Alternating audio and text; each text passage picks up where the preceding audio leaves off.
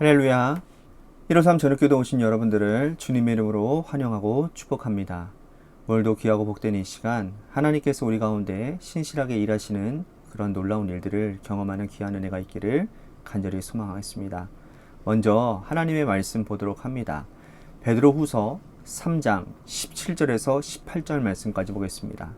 베드로후서 3장 17절에서 18절 말씀입니다. 우리 같이 한 목소리로 다 함께 봉독하도록 하겠습니다. 시작. 그러므로 사랑하는 자들아, 너희가 이것을 미리 알았은즉 무법한 자들의 미혹에 이끌려 너희가 굳센 데서 떨어질까 삼가라. 오직 우리 주 곧 구주 예수 그리스도의 은혜와 그를 아는 지식에서 자라가라.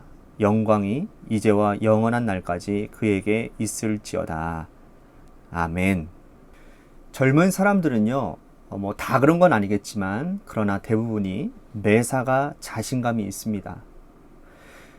자기가 노력한 대로 다 이루어질 것 같고 또 최선을 다하면 안 될 일이 없을 것 같고 그리고 모든 일에 그래서 자신만만하죠. 하지만 인생을 오래 살아보신 분들은 세상이 그렇지 않다라는 것을 잘 알고 계십니다. 열심히 노력해도 안 되는 일이 있고 그리고 전문가다 하더라도 막히는 부분이 있고 또 주변 상황과 여건이 언제나 호의적이지 않다라는 사실을 인생의 경험을 통해서 알게 되지요. 그분들은 인생을 오래 살다 보니 지혜가 생겼는데 스스로 통제할 수 있는 것은 열심히 노력하지만 통제할 수 없는 것은 마음을 쓰지 않고 맡겨버리게 되는 겁니다. 자, 그런데 여기서 중요한 것은 누구에게 맡기느냐라는 거예요. 신앙이 없는 분들에게는 운에게 맡깁니다. 잘 되면 운이 좋았다고 표현을 하죠. 그러나 신앙 있는 분들은 자신들이 통제할 수 없는 일들을 하나님께 맡기죠. 그리고 기도합니다. 시간이 지나서 그가 맡긴 일에 하나님께서 은혜를 베풀어 주셔서 열매를 얻습니다. 우리는 그것을 은혜라고 부르죠. 내가 개입하지 않은 일, 내 힘과 능력으로 할 수 없었던 일들을 하나님께 기도해서 하나님이 개입하셔서 열매를 허락하시고 문제가 해결되어졌다면 그것을 우리는 바로 은혜라고 고백을 합니다. 돌아보면 우리는 많은 부분에서 은혜를 입은 자들이라고 할 수 있습니다. 이 세상에서 스스로 통제할 수 있는 것이 여러분 몇 가지나 되겠습니까? 내 속으로 낳은 자식도 우리는 통제하지 못하고 또 내 마음조차도 통제할 수 없습니다. 그런데 돌아보면 하나님께서 매사의 은혜를 통해 우리가 노력하지 않은 일까지도 축복해 주신 은혜가 우리 인생에 차고 넘치는 것을 보게 되는 거죠. 이렇게 은혜 입은 자가 가져야 될 아주 중요한 태도는 무엇이겠습니까? 그것은 은혜를 은혜답게 만드는 사람인 것입니다. 하나님은 은혜를 주셨는데 우리가 그 은혜를 받을 그릇이 되지 못해서 배은망덕하게 살아간다면 이것은 은혜 받는 자의 태도가 아닐 것이라는 거죠. 오늘 본문에서 베드로는 은혜와 지식 이 두 가지를 강조하고 있습니다. 은혜는 하나님으로부터 임한 것이고 지식은 은혜를 은혜되게 만들어가는 아주 중요한 도구가 되는 거예요. 자, 오늘 읽지는 않았지만 1절, 2절 말씀 보도록 하겠습니다.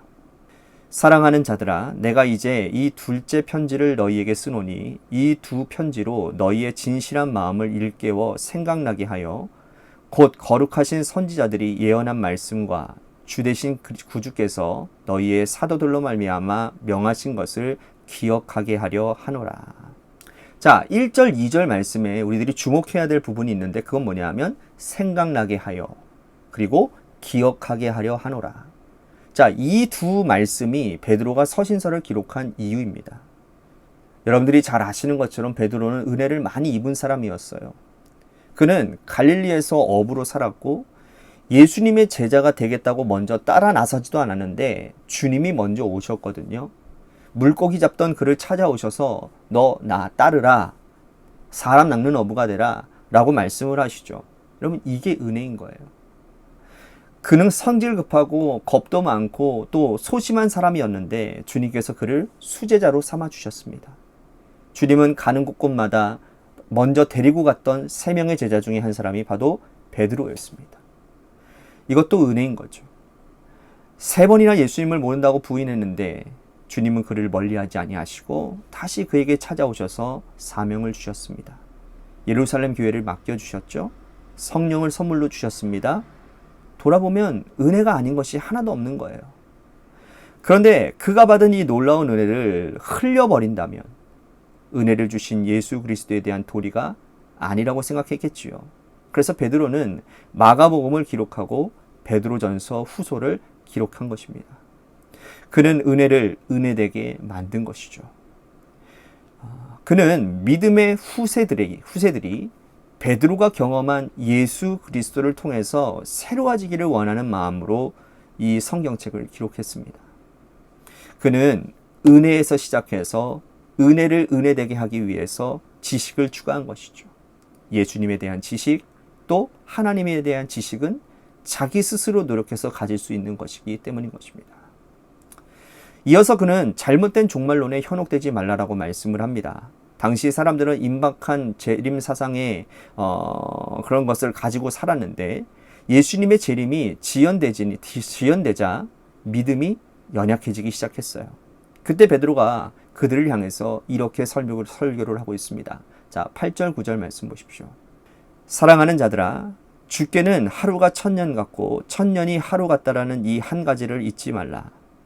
주의 약속은 어떤 이들이 더디다고 생각하는 것 같이 더딘 것이 아니라 오직 주께서는 너희를 대하여 오래 참으사 아무도 멸망하지 아니하고 다 회개하기에 이르기를 원하시느니라. 베드로는 예수님의 재림이 지연되는 이유는 모든 사람을 오래 참으사 이 세상 모든 사람들이 구원받도록 하기 위함이라고 설명을 합니다.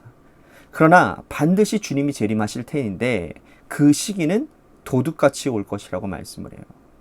자, 도둑같이 임함으로 너희는 항상 준비하고 깨어 있으라고 말씀을 합니다. 여러분, 종말에 대한 지식이 이렇게 중요한 거예요. 만약에 종말에 대한 지식이 없었다면 그릇된 종말론에 빠져서 망하기 쉽기 때문인 겁니다. 그러므로 베드로는 지식을 가지는 것의 중요함을 말씀하고 있습니다. 그리고 결론적으로 베드로가 하고 싶은 말씀을 전하는데 오늘 우리가 읽은 18절 말씀 보십시오. 오직 우리 주 곧 구주 예수 그리스도의 은혜와 그를 아는 지식에서 자라가라. 영광이 이제 영원한 날까지 그에게 있을지어다. 모든 성도들은 이 믿음의 성장을 이루어야 되는데 그 중요한 중심축이 뭐냐? 바로 은혜와 지식이라는 거예요. 은혜는 아까 전에 말씀드렸지만 하나님이 주신 것이고 은혜가 은혜되게 하는 것이 뭐예요? 지식이라는 거죠. 어떤 사람은 은혜에서 시작해서 지식으로 나아가고 어떤 사람은 지식에서 시작해서 은혜로 나아갑니다. 베드로는 은혜부터 먼저 받았어요. 그는 하나님에 대해서 잘 몰랐습니다. 예수님이 누구인지 전혀 몰랐어요. 주님과 함께 3년 동행하면서도 예수님이 십자가에 돌아가시기 전까지 예수님에 대해서 몰랐던 사람입니다. 그는 은혜부터 먼저 받은 사람이에요. 그는 성령 받고 난 후에 주님에 대해서 차근차근 알아가기 시작했습니다. 그래서 인생 말년에 이 베드로 전후서를 기록하면서는 은혜와 지식 이 두 가지가 다 중요하다라고 강조하고 있다는 것이죠. 반면에 바울은 반대였죠. 그는 지식에서부터 시작했습니다. 좋은 가문에서 태어났고요. 디아스포라 유대인 가문에서 태어났고 가말리아 문화에서 공부를 했습니다. 지식이 넘치는 사람이었어요. 그런데 지식만 가지고는 하나님을 바르게 알고 믿을 수가 없었습니다. 어느 날 다메섹 도상에서 예수님이 그를 만나 주셨죠. 그것이 은혜였어요. 그가 예수님을 만나달라고 부탁한 것도 아닌데 은혜를 받은 겁니다. 지식이 차고 넘치는데 은혜가 임하니 영적 폭발이 일어난 거예요. 그래서 그는 믿음의 성장을 이루게 된 것이라는 거죠. 그러므로 믿음의 성장은 이 은혜와 지식 두 가지가 다 필요한 겁니다. 오늘 우리도 베드로가 말한 것처럼 은혜를 먼저 받은 분이라면 예수 그리스도에 대한 지식을 추구하시기를 바랍니다. 말씀 열심히 읽고 공부하며 그곳에서 주님을 만나기를 원합니다. 또한 지식을 많이 쌓으신 분들이 있으십니까? 언젠가 나에게 임할 하나님의 은혜를 갈망하며 기대하고 소망을 품으시기를 바랍니다. 하나님은 우리가 성장하기를 바라시는데 은혜와 지식 이 두 가지를 함께 있기를 원하십니다. 어디에서부터 출발했든 간에 중요한 것은 믿음의 성장을 이루는 것이니 이 두 가지 축을 꼭 붙들고 믿음 성장을 이루시는 우리 관악교회 성도님들 다 되시기를 주님의 이름으로 간절히 축복하겠습니다. 오늘 말씀 생각하면서 우리 같이 기도합시다. 하나님, 내가 은혜로 충만한 사람, 또한 하나님을 알아가기에 애쓰는 지식이 충만한 사람이 되어 하나님, 내 믿음이 온전히 잘 성장하여서 하나님의 귀한 사명 잘 감당하는 그런 인생이 되게 해달라고 우리 같이 오늘 말씀 생각하면서 기도했으면 좋겠습니다. 또 한 가지 우리 교회를 위해서 간절히 기도합시다. 하나님을 알아가는 지식과 또한 은혜가 충만한 그런 공동체가 되게 하여 주시옵소서. 예수님을 멀리하는 교회 그렇게 되지 않도록 예수님을 알아가면서 예수님의 마음을 품고 예수님이 원하시고 바라시는 일에 열정적으로 헌신하는 그런 교회 성도가 되게 하여 주시옵소서라고 우리 같이 기도했으면 좋겠습니다. 또한 우리 지미석 형제님을 위해서 또한 박우자 권사님을 위해서 우리 간절히 기도하기를 원합니다. 제가 오늘 새벽에도 말씀드렸지만 박우자 권사님이 다음 주 화요일 날 입원하셔서 다음 주 수요일 날 수술 예정이시라고 하니까 여러분들 이 일을 위해서도 기도해 주시기를 바랍니다.